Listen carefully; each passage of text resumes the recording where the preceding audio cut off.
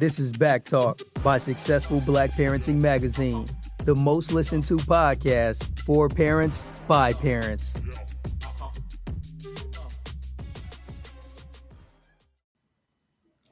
Hey there, everyone, and thank you for listening to Back Talk by Successful Black Parenting Magazine, the podcast talk show for parents. I'm Janice Robinson Celeste, your host and publisher of Successful Black Parenting Magazine. Our hashtag for the show is Back Talk. So use hashtag Back Talk if you want to share this with your social media buddies. You can go to our Facebook page if you're watching this somewhere else for Successful Black Parenting and share the link with your followers. You can do that right now and let people know you are joining us. In addition, you can comment on Facebook and I will post the best comments live on air. So our topic today is what teens need. That's like we need books on what teens need because it's hard to figure them out. So welcome our guest, Treveal C.W. Lynch. So how are you today? I am amazing. Thank you so much for having me. I'm doing really, really well. Thank you. Well, I am so glad. Please tell our audience a little bit about yourself. Sure. I am a self-worth specialist, first and foremost. I'm also a speaker. I'm an ordained minister, as well as a two-time personal trainer, certified personal trainer. So I've got a lot of experience and a lot of history and expertise just around training and teaching and instructing, which is my passion. So currently I specialize in teaching people to see what they are so that they can like what they see. That's my specialty. That's my passion. And that's really my contribution to our society. Oh, I love it. That's beautiful the way you put that. Oh my gosh. So yeah, we need all this positivity in the world today, especially with our children. We have so much going on and you see all this negative political, heavy stuff on our news now. And the kids are seeing this and they also see the worries in their parents' eyes and feel that energy. So especially our teens, because they're old enough to know what's going on. They're almost adults. So it's really nice to have someone positive like you to bring that in and help them to have a normal, healthy mental state in life. So thank you for what you do. It's needed very much so. You're welcome. So teens carry a real heavy load. If you know how much schoolwork they get nowadays, between that, some of them are working part-time jobs. They have anxieties about their future and the changing world. And many have family issues too. So how do parents help them to deal with all of that? Like, what would you say to our parents with teens going through so much these days? I would say even more than in the past. They say, things don't change, but I think it has changed. Yeah. I would say really, and this is really the area that, again, I kind of specialize in and really try and communicate as best I can and as often as I can. One of the 6 human needs, I'm not sure if you're familiar with the 6 human needs, but one of the 6 human needs, which is fundamental to all, of humanity, one of those 6 needs is the sense or the need for significance, to feel significant. And what I like to share is that once you have a sincere, authentic sense of significance in terms of knowing what you are, knowing who you are, knowing even why you are, right? That sense of purpose in the world, you will still face the same challenges. You'll still face the same difficulties as anyone else. But I believe that lays a foundation for ultimate success, because success has to begin with you and it has to begin internally.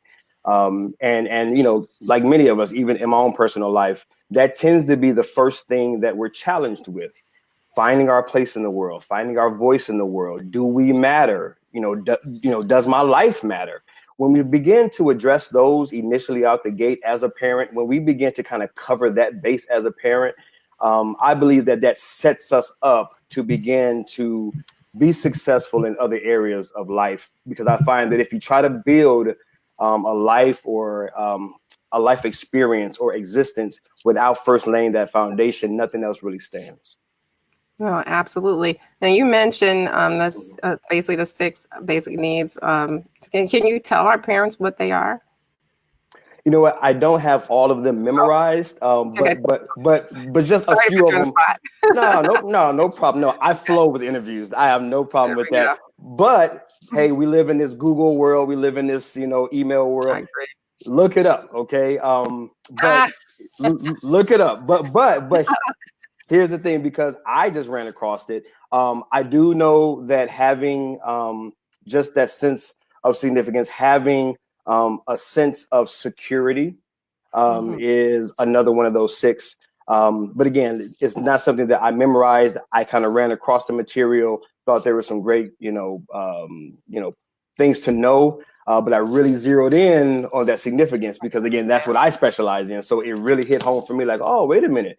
As a society, everyone I meet internally desires to feel and to experience a sense of significance.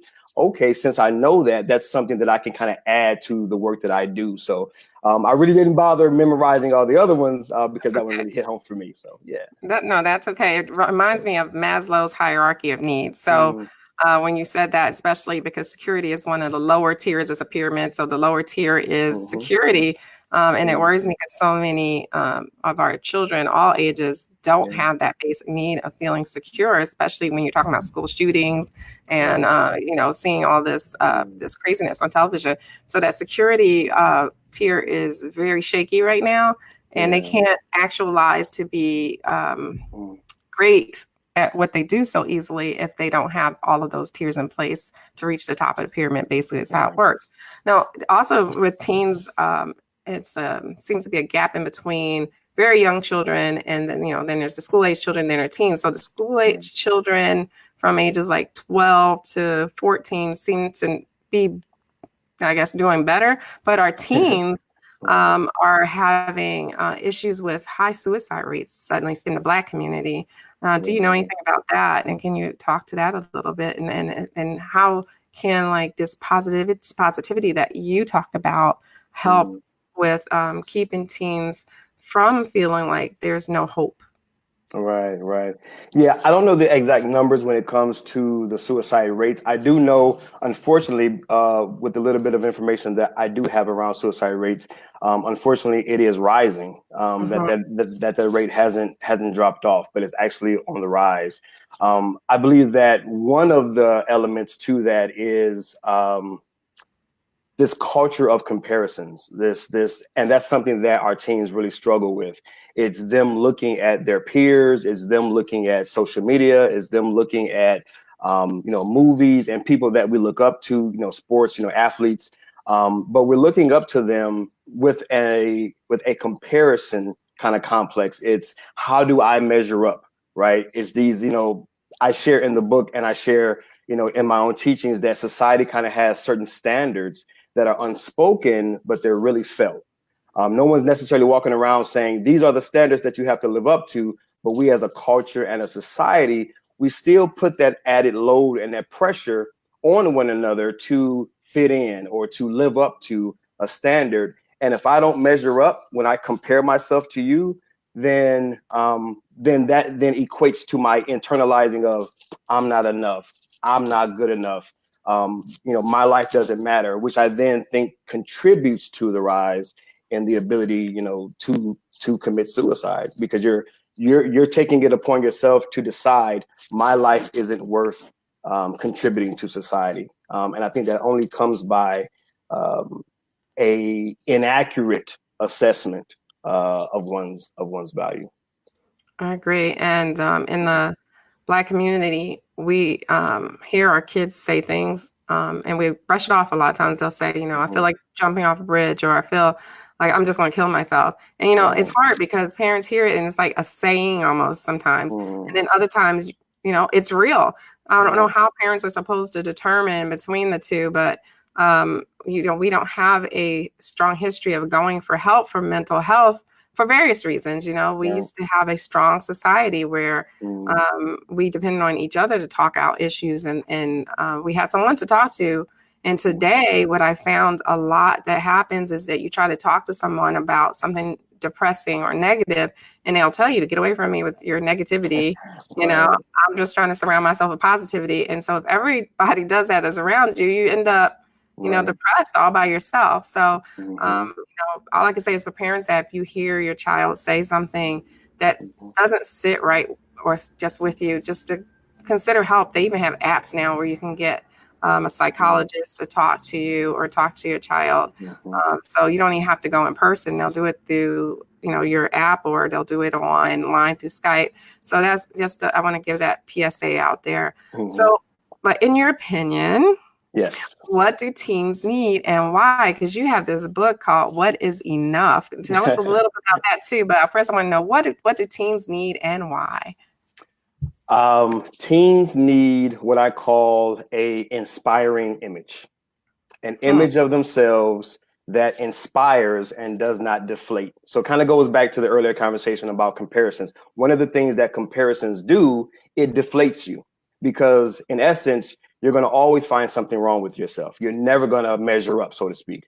And so what teens need, and to be honest, what we all need, a continual, you know, daily dose of, is having an image of ourselves that inspire us, and not take away and not deflate us, and cause us to look for ways that we can earn our way into society.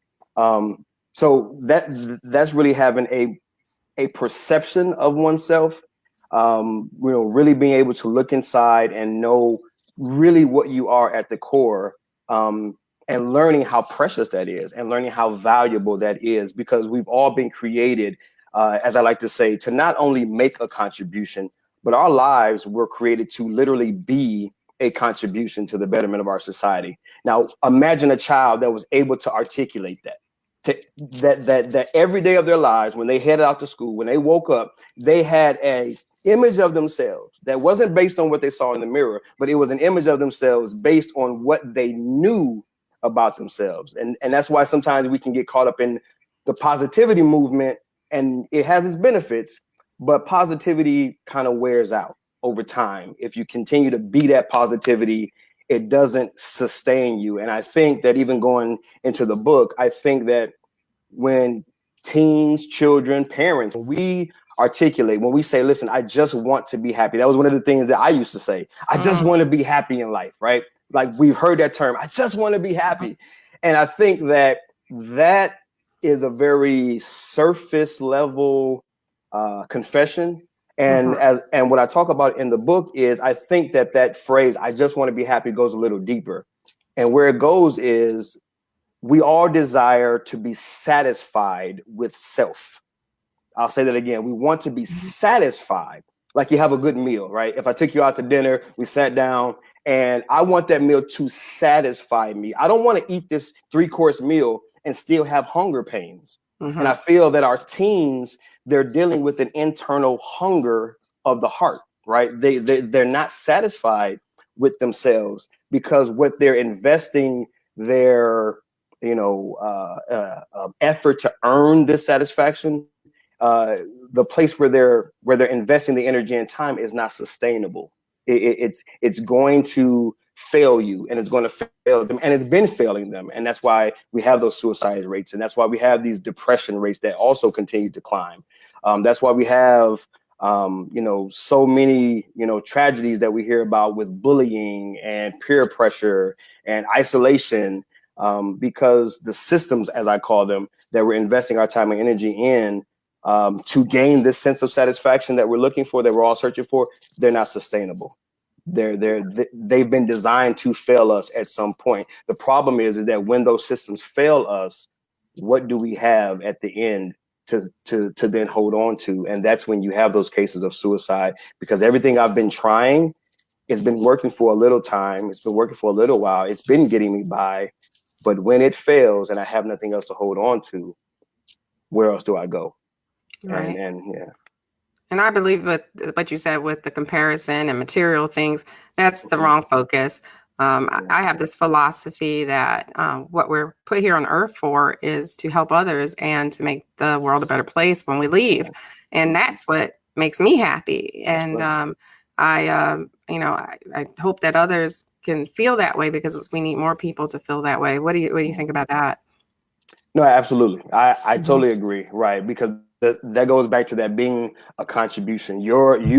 The way that you're articulating, you want to help someone, you want to make the world a better place. You want to leave it better when you leave than it was when you found it. That all speaks to contribution, and your very life is a contribution. Anything that you're doing, you're saying, you're giving, all of those originate with your heart's desire. Like, one of the things that I share with people is that your belief dictates your behavior. So if you're contributing to parents, if you're contributing to the betterment of our teen society, it begins with your belief about you and your ability to contribute to that cause. So I absolutely agree. Okay, well, thank you for that. How can parents help their teen be more successful in the sense of not concentrating on material things, or what, the Joneses have, or, how can we help them? That's a great question. And I'll take that from my own experience. This is something that my wife and I do on a consistent basis. And I'm just extremely passionate about it. One of the things that I share with people and I help people to understand is that the greatest form of self-development is self-discovery. The greatest form of self-development is self-discovery. I believe, my philosophy is that it's already there, right? You came into this world already loaded up. Your prominence preceded you. The fact that you exist proves to the rest of the world that you're already enough, right? So we're all thinking, how do I become enough? Is it good enough? Have I done enough? Am I enough? You're already loaded up, man. You are already enough. So one of the things that I do and what my wife does is we have these discovery sessions. Now, we don't necessarily call them that, but that's really what they are. And so things such as spiritual gifts test. Now, I'm an ordained minister, so I'm in the faith-based community, but that doesn't mean that someone can't, who's not necessarily of faith, participate in taking a spiritual gifts test. But it really speaks to what are you naturally gifted and talented to do? Because if you're a teen and you get slammed into this culture of comparisons without first establishing what's good about you, right? What's great about you? Like, before you compare yourself to him and her, what's great about you? And so we like to take time each Sunday, and we get, the kids around in a circle, and we talk about how great you are. What do you do naturally? What are you naturally gifted in? What's your natural bend on society? What problems do you see that you would want to see changed? What things in the world that are going well that you would love to continue to champion and further advance, right? It's this, what I call, it's this self-exploration, like an ocean. If you were an ocean, you are not the surface. You're all the treasure that's beneath it, right? So it's like taking your children and saying, yo, guys, let's gather around and let's go deep into you. What's inside of you? What were you created with? Because it's already there. You don't have to make it up. You just have to discover it. And so I just get passionate about that. So spiritual gifts test. Another one is the DISC test. I don't know if people are familiar with that, but that's another free assessment online. There's many different names for them, but basically it's your personality type. It's, a lot of conflict on the school grounds, in our families. There's so much conflict because I'm a D, I'm a dominant person. So I see my framework for life, my paradigm of life operates through this D personality.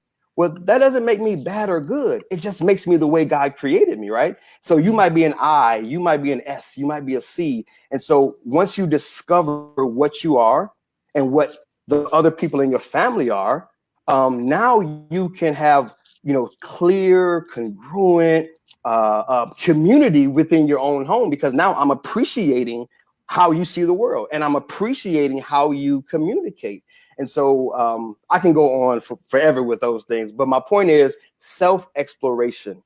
Self-exploration. It's going deep within and beginning to unpack and discover what's already been embedded by your creator.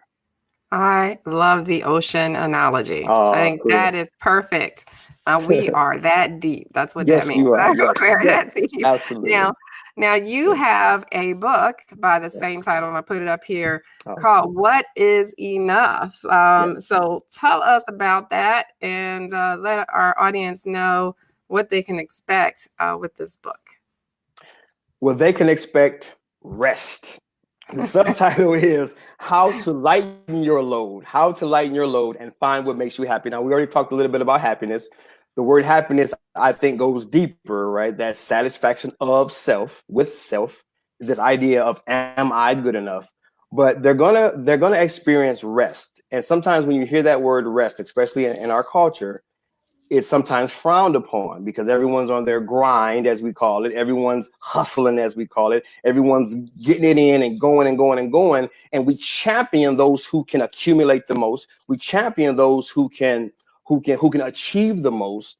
But to be honest, there's a load and a weight. There's a pressure that we experience when we're trying to achieve ourselves through our efforts. And so what is enough is actually written to the person who has a belief system, a thought process, a paradigm, as I call it, framework that says, I must do something significant before I can be something significant. I must do something before I can be something, right? I must have something before I can be something. It's this idea that I'm going to take these hands, right? I'm going to take these hands and I'm going to somehow satisfy my heart.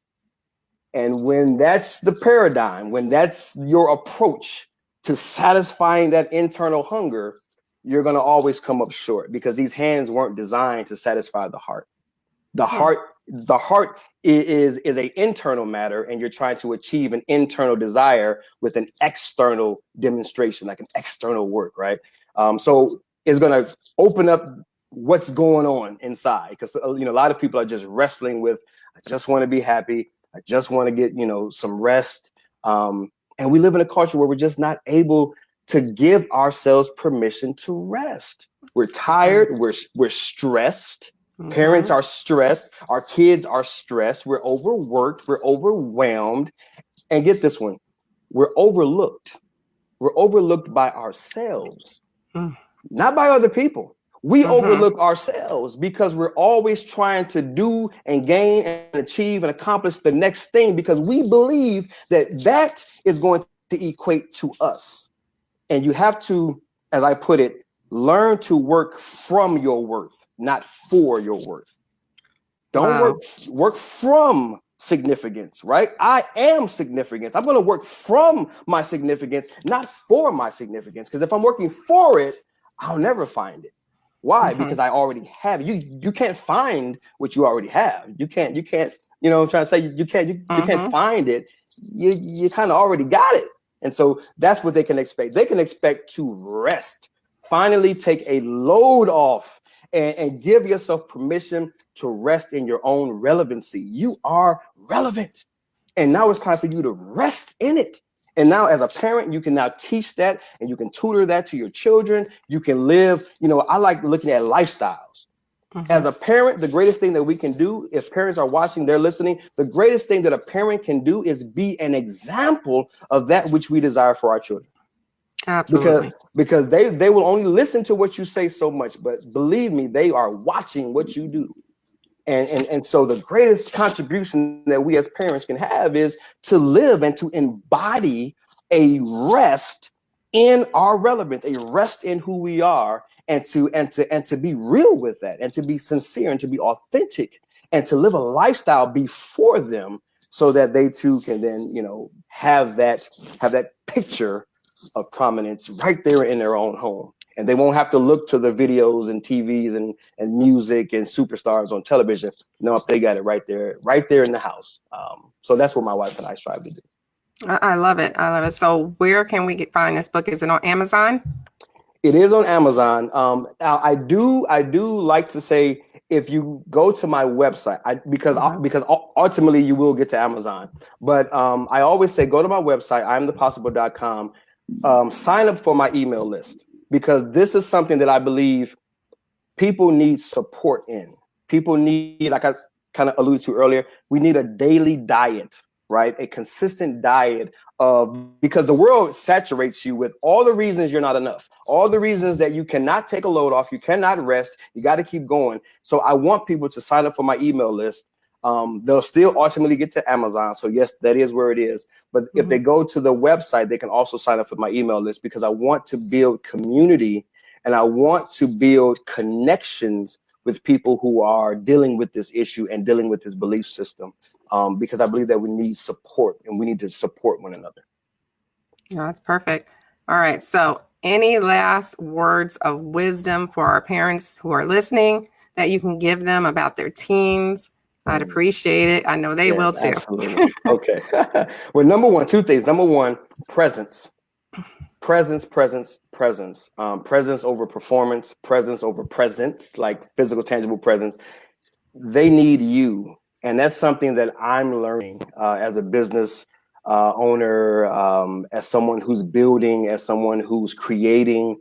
It is so important that we as parents are present. Now, not only embodying this message and being an example of this message, but being present with them and taking time out to again, help them to unpack who they are. It's an investment. And I think that it is so amazing when parents take that time to consciously invest in their children by helping them unpack themselves. So going back to the DISC, going back to the spiritual gifts test, going back to any assessment that draws out the greatness that's already there. That would be the number one thing that I would say. Give your children your presence and your time. I don't want to go on a negative kind of bend, but when you pass away, they're going to remember memories. They're not going to say, "Oh, mom and dad gave me a new car when I was 16." They're going to say, "Mom and dad was there. Mom and dad loved me. Mom and dad took time for me. Mom and dad was my shoulder to cry on." They're going to remember the moments that they spent with you, not the tangible gifts and the tangible things that we provide for them. So if anything, you know what, not even the second one, I'm gonna just stick with that one. Give your children your presence. That's the greatest prize and present that you could possibly give them. I think that's perfect advice to end the show. So thank you so much. And I want to thank all who were already listening to Back Talk and those who are still listening. It's Back Talk by Successful Black Parenting Magazine, the podcast talk show for parents. If you missed part of the show, no worries. You can just wait a few minutes and click play for the replay of the podcast. Please share it far and wide with anyone who needs to hear this. And let's get the word out together. Now, our next episode, we're going to be skipping next week, unless I can get someone to book for that date, because I had actually scheduled a move next week. So I didn't schedule any podcasts, but my move was moved up to this weekend, surprisingly. So of course, the show must go on. So our next episode for now will be on September 5th. I have to take that break to do that. But guess what, y'all? I will be in Atlanta, Georgia on location doing the podcast. So I see you, ATL, and I'll be talking with Annie Rainkin. She is a white woman raising a Black daughter, and she wants to tell us what she's learned. So that should be real good. So don't forget to follow us too. We are on Twitter at Black Parenting One, because we were the first Black parenting magazine nationally back in the 90s. Our website is successfulblackparenting.com. You can find that there. And it's full of good content to help you thrive and not just survive as a parent. So please check it out. And don't forget to rate our podcast. Until next time, we will talk soon. I'll see you all later.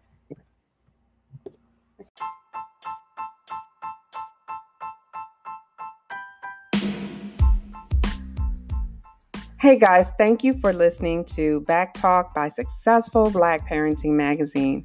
You can help us to level up by supporting this podcast.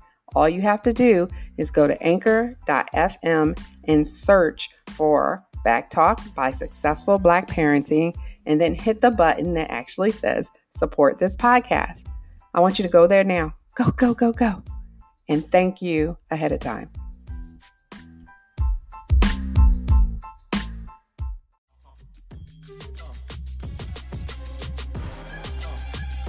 Thanks for tuning in to Back Talk by Successful Black Parenting Magazine. We'll see you soon.